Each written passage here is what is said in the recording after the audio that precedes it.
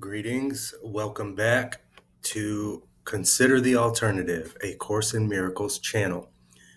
Today we're on to Lesson 10 and Chapter 2, Section 3 of the text, The Altar of God.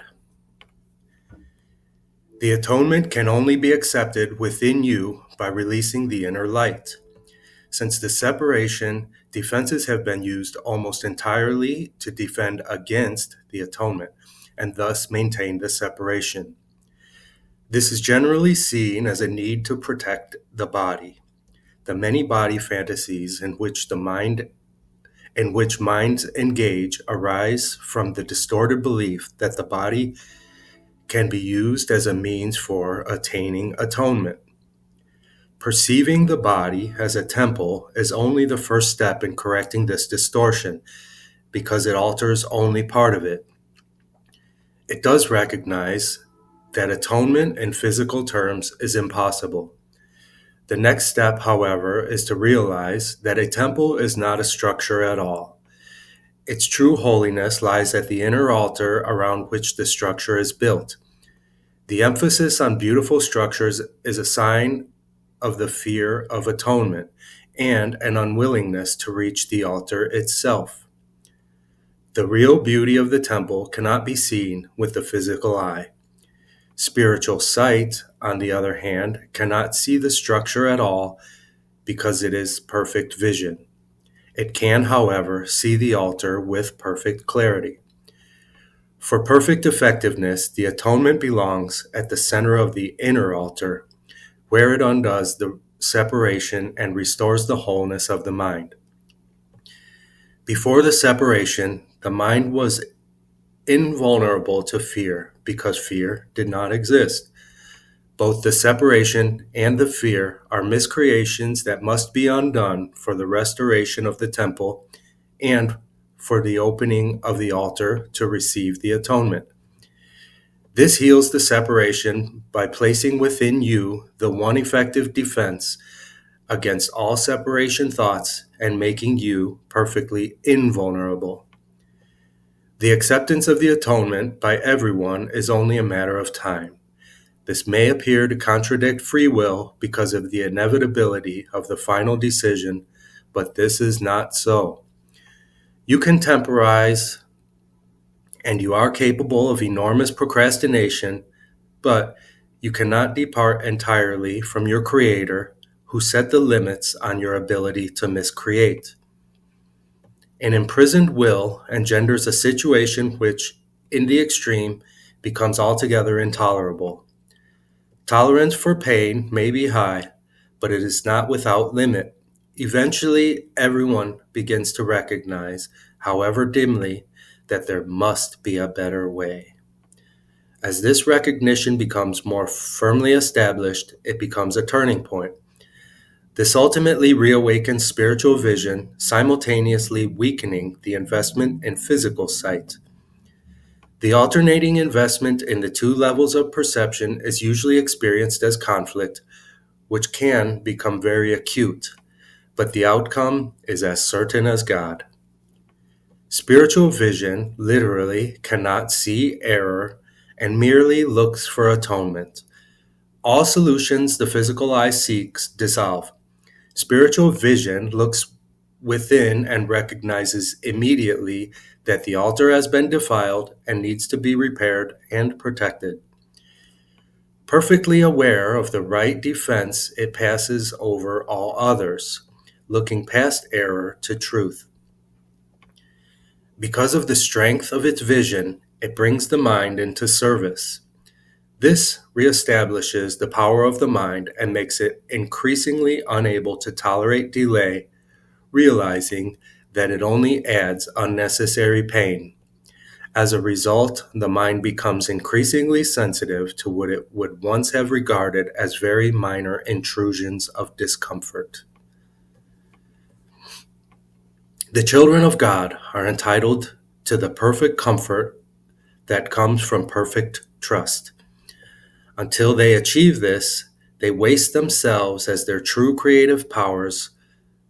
They waste themselves and their true creative powers on useless attempts to make themselves more comfortable by inappropriate means. But the real means are already provided and do not involve any effort at all on their part. The atonement is the only gift that is worthy of being offered at the altar of God because of the value of the altar itself. It was created perfect and is entirely worthy of receiving perfection. God and his creations are completely dependent on each other. He depends on them because he created them perfect. He gave them his peace so they could not be shaken and could not be deceived. Whenever you are afraid, you are deceived, and your mind cannot serve the Holy Spirit. This starves you by denying your daily bread. God is lonely without his sons, and they are lonely without him. They must learn to look upon the world as a means of healing the separation. The atonement is the guarantee that they will ultimately succeed. Chapter 2, Section 3, The Altar of God. On to Lesson 10.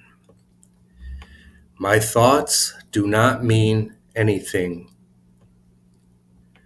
This idea applies to all the thoughts of which you are aware or become aware in the practice periods.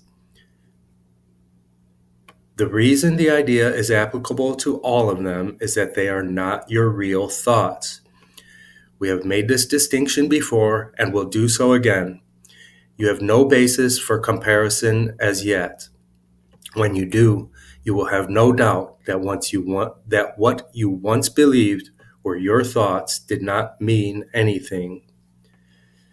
This is the second time we have used this kind of idea. The form is only slightly different. This time, the idea is introduced with my thoughts instead of these thoughts, and no link is made overtly with the things around you. The emphasis is now on the lack of reality of what you think you think. This aspect of the correction process began with the idea that these thoughts of which you are aware are meaningless, outside rather than within, and then stressed their past rather than their present status. Now, we are emphasizing that the presence of these thoughts means that you are not thinking. This is merely another way of repeating our earlier statement that your mind is really a blank.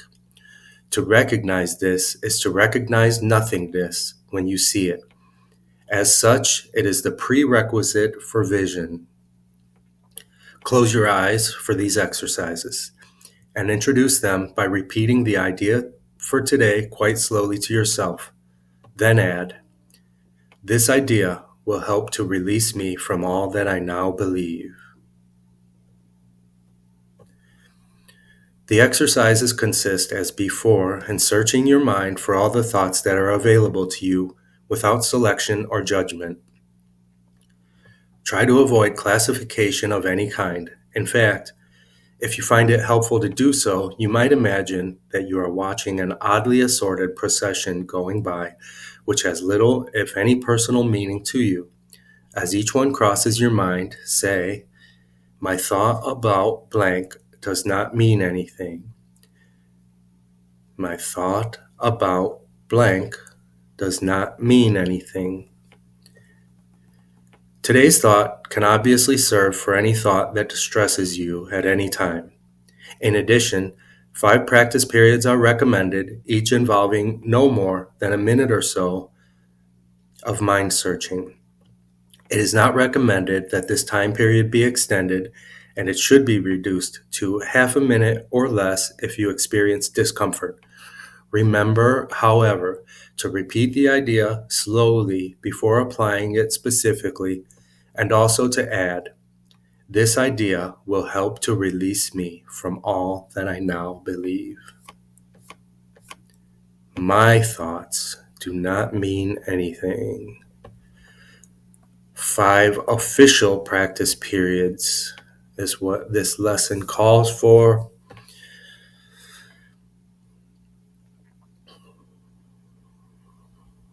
Thank you for joining me, and I'll see you tomorrow.